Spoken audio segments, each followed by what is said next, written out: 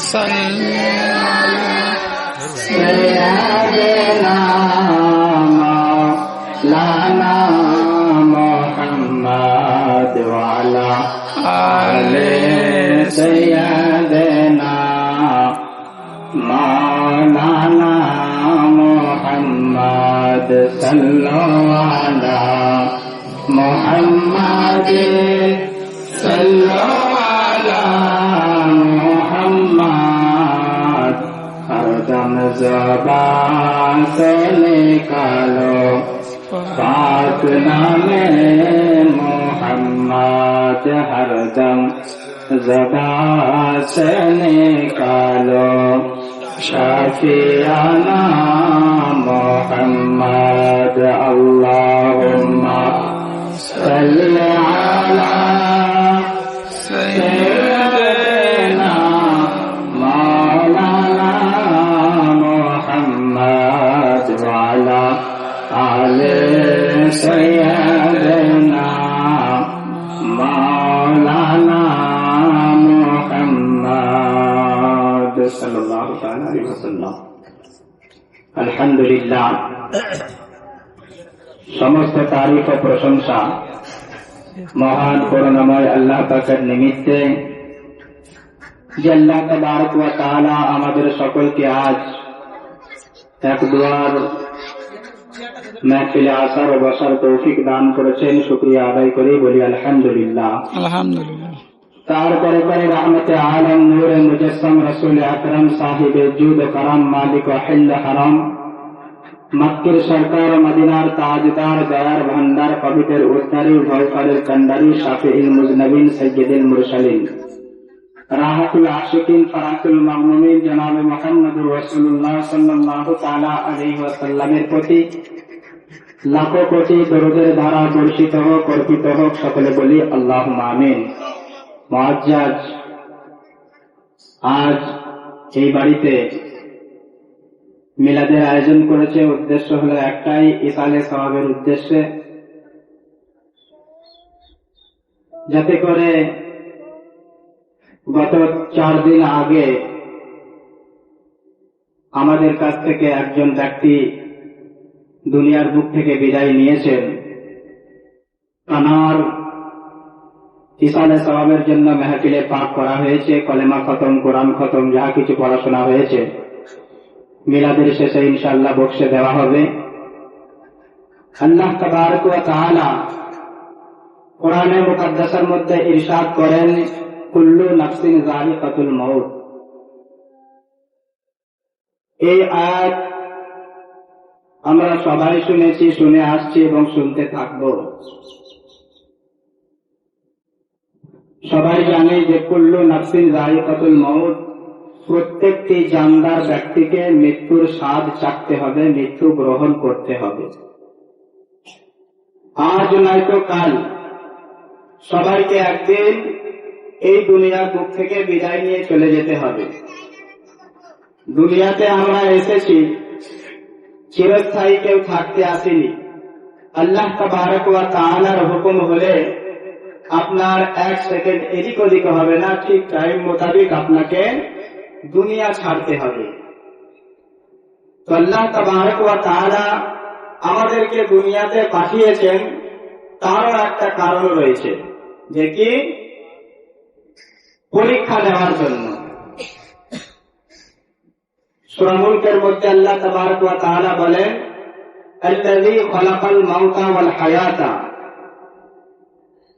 আল্লাহ বলেন যে আমি মৃত্যু এবং জীবনকে সৃষ্টি করেছি যাতে করে তোমাদের পরীক্ষা হয়ে যায়।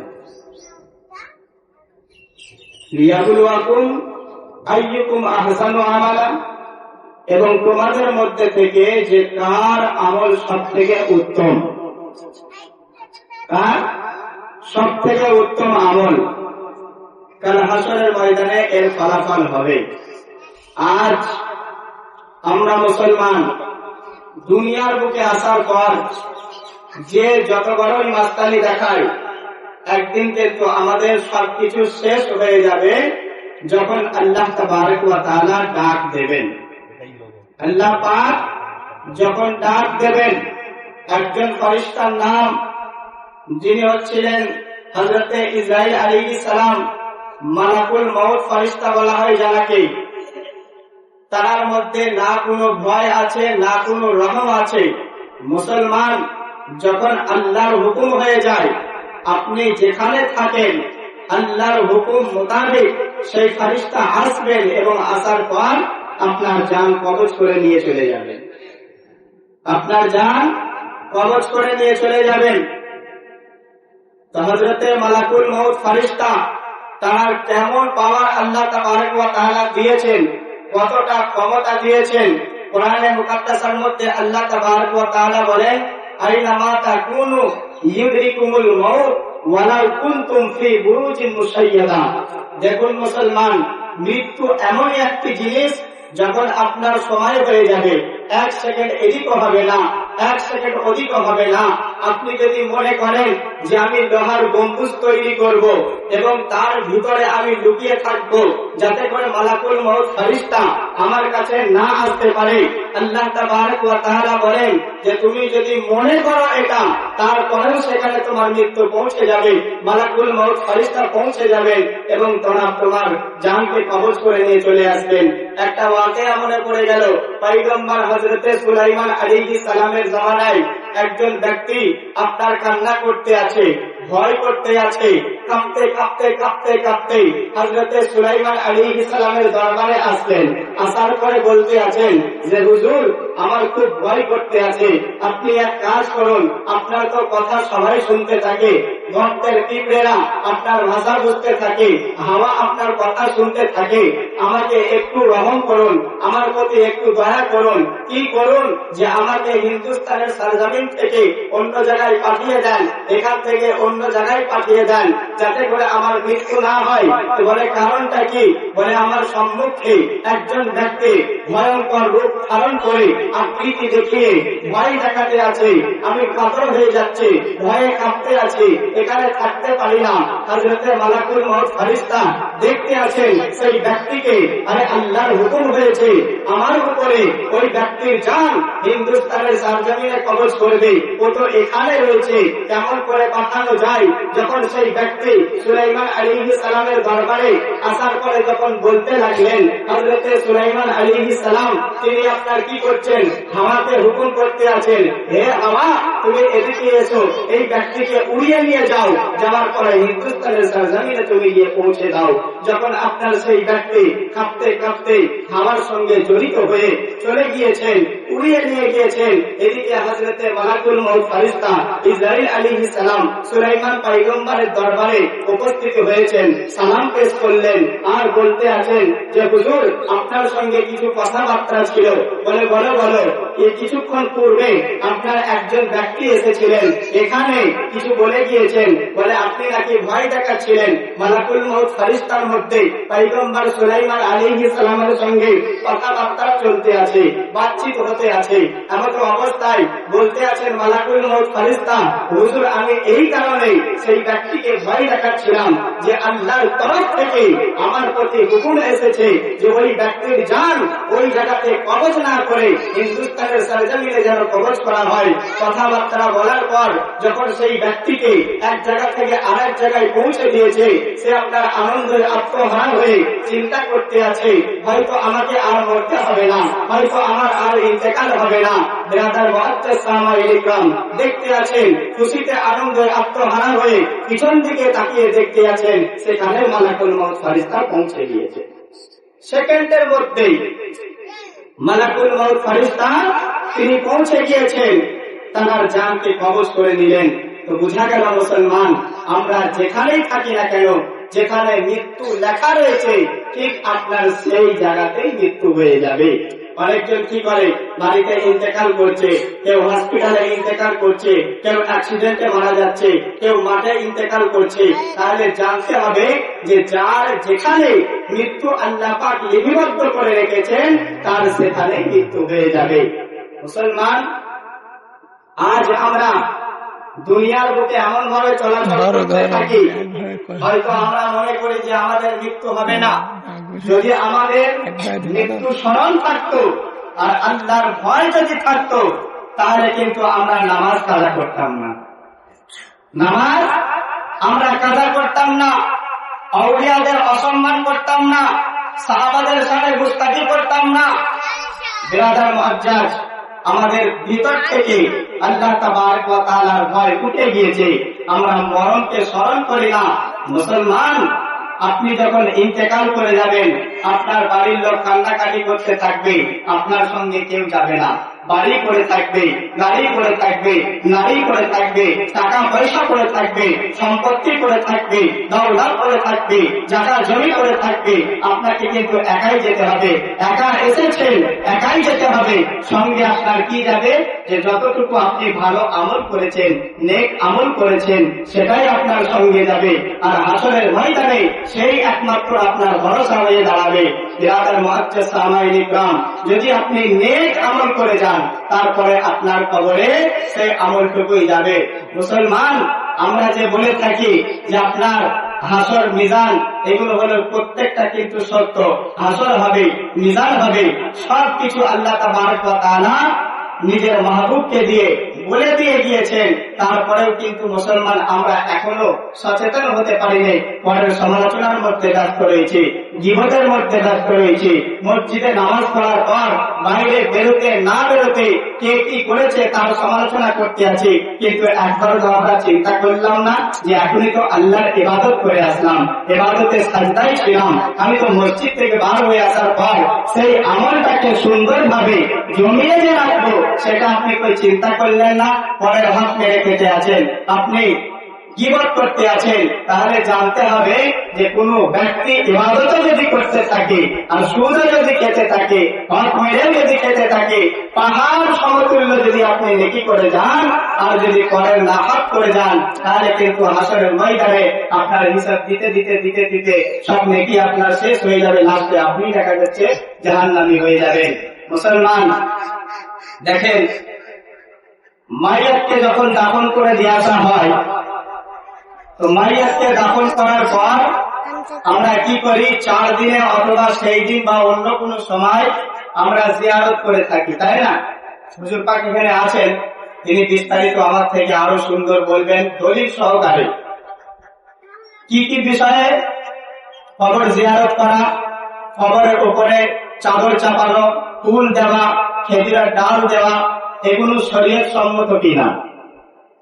4 দিনে যেটা আমরা করে থাকি, জিয়ারত করে থাকি। তো আমি জিয়ারতের ব্যাপারে 2-1টি হাদিস বলবো, তারপরে হুজুর পাককে দিয়ে দেবো। মুসলমান, যে কবর জিয়ারত করা এটা যাবে কিনা, এবং আমরা যে কবর জিয়ারত করে থাকি, যারা বিদআত বলে থাকে, যারা নাজায়েজ বলে থাকে, তাদের পরিণতি কি হতে পারে?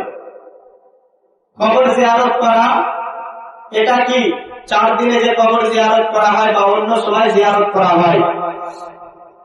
হাদিসে পাকের মধ্যে রিওয়ায়াত রয়েছে, আন ইবনে মাসউদ রাদিয়াল্লাহু তাআলা আনহু কানা রাসূলুল্লাহ সাল্লাল্লাহু আলাইহি ওয়াসাল্লাম নাহাইতুকুম আন জিয়ারাতুল কুবুরি ফাজুরুহা। রাসূল পাক সাল্লাল্লাহু তাআলা আলাইহি ওয়াসাল্লাম তিনি ইরশাদ করেন, তার থেকে রিওয়ায়াত হযরতে আব্দুল্লাহ ইবনে মাসউদ রাদিয়াল্লাহু তাআলা আনহু থেকে রিওয়ায়াত, যে তিনি বর্ণনা করেছেন যে রাসূল পাক সাল্লাল্লাহু তাআলা আলাইহি ওয়াসাল্লাম তিনি বলেছেন যে তোমরা জিয়ারত করো না। কে বলেছেন? রাসূল পাক বলেছিলেন আগে যে তোমরা জিয়ারত করো না। তারপরে রাসূল পাক সাল্লাল্লাহু তাআলা আলাইহি ওয়াসাল্লাম তিনি আবার অর্ডার দিলেন, ইজাজত দিলেন যে তোমরা জিয়ারত করো। কেন করতে বললেন? এটা কোনো কারণ তো রয়েছে যে রাসূল পাক প্রথমে মানা করলেন, তারপরে আবার ফের জিয়ারত করতে বললেন। এর কারণটা কি? তো বলছেন, ফাইন্নাহা লা তাজিবুদ দুনিয়া, অর্থাৎ তোমরা দুনিয়ার যে খারাপ কাজ থেকে যাতে করে দূরে থাকতে পারো, ওয়া তুযাক্কিরুল ফিল আখিরাহ, এবং আখিরাতে স্মরণ যেন তোমাদের ভিতরে আসে। তোমরা দুনিয়ার খারাপ কাজ থেকে দূরে থাকতে পারো এবং আখিরাতের কথা যাতে তোমাদের ইয়াদ আসে, যাতে করে তোমরা কি করো? কবর জিয়ারত করতে যাও। এই যে কবর জিয়ারত করা, রাসূল পাক সাল্লাল্লাহু তাআলা আলাইহি ওয়াসাল্লাম তারা তো সুন্নতি, তার সাথে সাথে হযরতে উমর ফারুক হযরতে আবু বকর সিদ্দিকেরও সুন্নাত। এটা কি যে রাসূল পাক সাল্লাল্লাহু তাআলা আলাইহি ওয়াসাল্লাম তার ইন্তেকালের পূর্বে হযরতে উম্মে আইমান রাদিয়াল্লাহু তাআলা আনহার কবরকে তিনি জিয়ারত করতে গিয়েছিলেন। তিনি জিয়ারত করতে গেলেন এবং দেখতে পেলেন দুইজন সাহাবী, হযরতে আবু বকর সিদ্দিক ও হযরতে উমর ফারুক রাদিয়াল্লাহু তাআলা আনহুম। তারা দেখলেন যে হুজুর পাক সাল্লাল্লাহু তাআলা আলাইহি ওয়াসাল্লাম তিনি উম্মে আইমানের কবরকে জিয়ারত করতে গেলেন। তারা দেখলেন যখন রাসূল পাক সাল্লাল্লাহু তাআলা আলাইহি ওয়াসাল্লাম তিনি দুনিয়ার বুক থেকে বিদায় নিলেন, তারপর রাসূল পাক সাল্লাল্লাহু তাআলা আলাইহি ওয়াসাল্লামের পরেও হযরতে আবু বকর সিদ্দিক ও হযরতে উমর ফারুক আযম রাদিয়াল্লাহু তাআলা আনহুম তারাও হযরতে উম্মে আইমানের কবরকে জিয়ারত করতে যেতেন। এতে করে বোঝা গেল যে রাসূল পাক সাল্লাল্লাহু তাআলা আলাইহি ওয়াসাল্লামের সুন্নাত কবর জিয়ারত করা এবং তার সাথে সাথে সাহাবায়ে কেরামদের সুন্নাত এবং আদব অভ্যাস। দেখেন ব্রাদার মুআজ্জাজ সামাইল ইকরাম, কবর জিয়ারত করা এটা হলো সওয়াবের কাজ, আর তার সাথে সাথে গুনাহও মাফ হয়, তার সাথে গুনাহও মাফ হয়। মুসলমান আমরা সবসময় দলিল খুঁজতে থাকি, এটা তো কথা হলো, কিন্তু দলিল কি আছে? আপনি দলিল খুঁজে দেখুন। সিয়াসিত্তার বিখ্যাত হাদিস ইবনে মাজাহ শরীফ, তার মধ্যে লেখা রয়েছে যে রাসূল পাক সাল্লাল্লাহু তাআলা আলাইহি ওয়াসাল্লাম তিনি কবরের জিয়ারত করতে ভুলে গিয়েছেন, এটা সুন্নাত এবং সওয়াবের কাজ। আপনি আরো দেখুন হযরতে আল্লামা বদরুদ্দিন আইনি, যিনি আপনার আজ থেকে 650 বছর পূর্বের ইমাম, তিনি আপনার বলে গিয়েছেন যে কবর জিয়ারত করা সওয়াব এবং উত্তম কাজ। তিনি বলে গিয়েছেন কিসের মধ্যে? যে আপনার বুখারী শরীফের সারা উমদাতুল কারি তার মধ্যে লিখে গিয়েছেন, এবং মিশকাতুল মাসাবির মধ্যে এই হাদিসটি রয়েছে যে তিনি বলেছেন যে কবর জিয়ারত করা সওয়াবের কাজ এবং উত্তম। তাহলে আপনি চিন্তা করুন, যারা কবর জিয়ারতকে বিদআত বলে থাকে, যারা কবর জিয়ারতকে নাজায়েজ বলে থাকে, তাদের কথা মানবেন না 650 বছর পূর্বে যে ইমাম বলে গিয়েছেন তার কথা মানবেন? আমার গৌসে পাক বলে গিয়েছেন তার কথা মানবেন? খাজা গরিবে নওয়াজ বলে গিয়েছেন তার কথা মানবেন? ইমামে আজম বলে গিয়েছেন তার কথা মানবেন? ইমামে শাফি বলেছেন তার কথা মানবেন? ইমামে মালিক বলেছেন তার কথা মানবেন? ইমামে হাম্বলি বলেছেন তার কথা মানবেন? এক কথাই বোঝা যায় যে যারা যে ইমাম রয়েছেন আমাদের মাসলাকের মধ্যে, তারাও সবাই বলে গিয়েছেন যে তাবেঈনদের এবং আউলিয়াদের কবর জিয়ারত করা এটা রাসূল পাকের সুন্নাত এবং মুস্তাহাব। সুন্নাত এবং সওয়াবের কাজ। মুসলমান আমরা সবসময় বলে থাকি যে জিয়ারত কেন করতে যাব? আপনি জানেন আউলিয়াদের কবর জিয়ারত করলে আল্লাহ তাবারক ওয়া তাআলা অন্তরের গুনাহকে ঝরিয়ে দেন, অন্তরের গুনাহকে ঝরিয়ে দেন, এবং তার সাথে সাথে আপনার যে বদ অভ্যাসগুলো আছে সেগুলো আপনার ভিতর থেকে সরে যায়। বিরাদার মুআজ্জাজ, আমরা গৌসে পাকের মাজার পাক জিয়ারত করতে যাই, খাজা গরিব নওয়াজের মাজার পাক জিয়ারত করতে যাই, আউলিয়া ইকরামদের মাজার জিয়ারত করতে যাই, এটা শরীয়তে প্রত্যেকটা শরীয়তের অনুযায়ী আপনার জায়েজ রয়েছে এবং রাসূল পাকের সুন্নাত রয়েছে, সাহাবাদের সুন্নাত রয়েছে। মুসলমান, তাহলে আমরা বুঝতে পারলাম যে কবর জিয়ারত করা এটা শরীয়ত অনুযায়ী জায়েজ এবং সওয়াবের কাজ। তো আমরা আর কোন দিক থেকে দ্বিমত করতে পারবো না। কবর জিয়ারত আপনি করবেন। আপনার দাদা ইন্তেকাল করে গিয়েছে, বাপ ইন্তেকাল করে গিয়েছে, মা ইন্তেকাল করে গিয়েছে, কবরের পাশে দাঁড়িয়ে দাঁড়িয়ে সূরা ফাতিহা পড়ে যদি আপনি একবার আল্লাহর কাছে দোয়া চান, সেই ব্যক্তি যদি গুনাহ করে থাকে এবং তার কবরে যদি আযাব হয়ে থাকে, তো কোরআন শরীফ তেলাওয়াত করার বরকতে আল্লাহ তাবারক ওয়া তাআলা তার গুনাহকে মাফ করে দেবেন এবং আযাবকে উঠিয়ে নেবেন। মুসলমান, তাই সবাইকে বলতে চাই যে আপনারা নামাজ পড়ুন, কোরআন তেলাওয়াত করুন, মাদ্রাসা রয়েছে, বাচ্চাদেরকে ভর্তি করুন, দ্বীনের শিক্ষাটা দিন, ইসলামের শিক্ষাটা দিন, কোরআন শরীফ পড়ান, যাতে করে আল্লাহ তাবারক ওয়া তাআলা পরওয়ারদিগার আমাদের সকলকে নেক করেন এবং আহলে সুন্নাত ওয়াল জামাতের উপরে কায়েম ও দায়েম থাকার তৌফিক দান করেন। আল্লাহ পাক আমাদের সকলের এই মাহফিলে পাককে, তার মাহফিলে পাককে যেন কবুল করেন, এবং যে ব্যক্তি দুনিয়ার বুক থেকে বিদায় নিয়ে চলে গিয়েছেন তার ইসালে সওয়াবের উদ্দেশ্যে যে মাহফিল, আল্লাহ পাক তাকে যেন জান্নাতবাসী করেন। সকলে বলুন আমিন। পাড়ার মধ্যে, বাসার মধ্যে ভুল ত্রুটি তার জন্য ক্ষমা প্রার্থী। আস্তাগফিরুল্লাহ রাব্বি মিন কুল্লি যামবি ওয়া আতুবু ইলাইহি, লা হাওলা ওয়া লা কুওয়াতা ইল্লা বিল্লাহিল আলিয়্যিল আযীম। লা ইলাহা ইল্লাল্লাহ মুহাম্মাদুর রাসূলুল্লাহ সাল্লাল্লাহু তাআলা আলাইহি ওয়াসাল্লাম। আসসালামু আলাইকুম ওয়া রাহমাতুল্লাহি ওয়া বারাকাতুহু। এখন